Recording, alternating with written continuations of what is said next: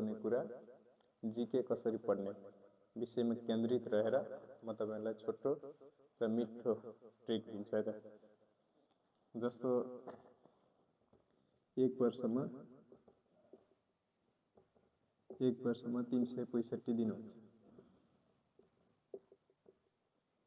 एक वर्षमा 365 दिन हुन्छ। हामी यसलाई चाहिँ एक वर्ष समय भन्छौं। अब चन्द्रमामा एक वर्ष भने कसरी हुन्छ, पृथ्वीमा एक वर्ष भने कसरी हुन्छ भन्ने कुरा बुझ्दाखेरि जस्तो चन्द्रमाले सूर्यलाई परिक्रमा गर्न लाउने समयलाई हामी चाहिँ चन्द्र वर्ष भन्छौं।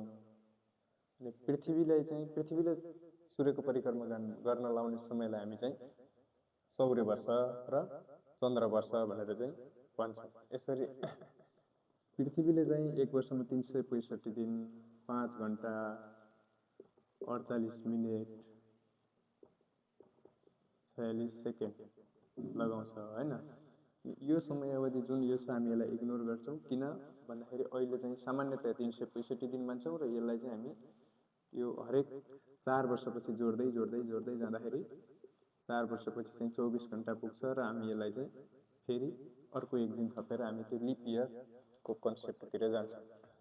तर मैले भन्न खोजेको के हो भन्दाखेरि हामीले जब चन्द्र एक वर्ष भनेको चाहिँ 365 दिन हुन्छ भने चन्द्रमामा एक वर्ष भनेको चाहिँ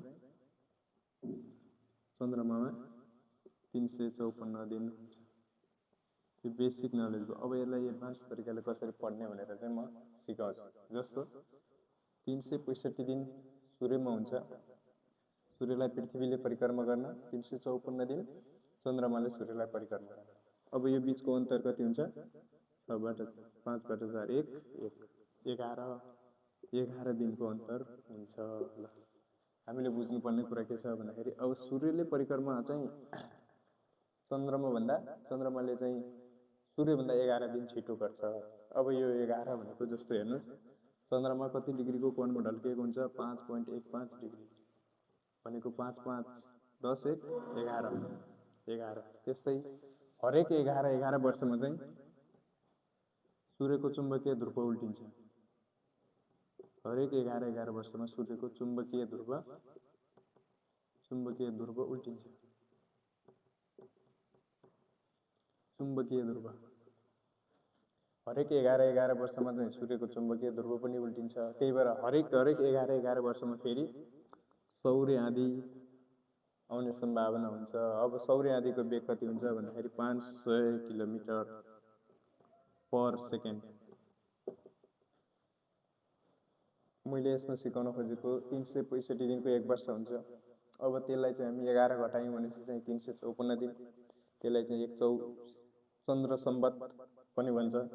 अनि त्यसपछि चन्द्रमा चाहिँ 5.15 डिग्री 5 5 10 1 11 कोणमा चाहिँ ढल्केको हुन्छ। पृथ्वी 66.5 डिग्रीको कोणमा ढल्केको छ भने चन्द्रमा 5.15 डिग्रीको कोणमा ढल्केको छ।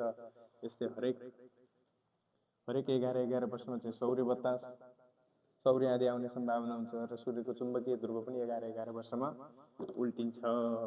हो यति चाहिँ मैले तपाईलाई आज बुझाउन खोजेको। एकदम रिलेटेड बनाएर चाहिँ पढ्नुपर्छ।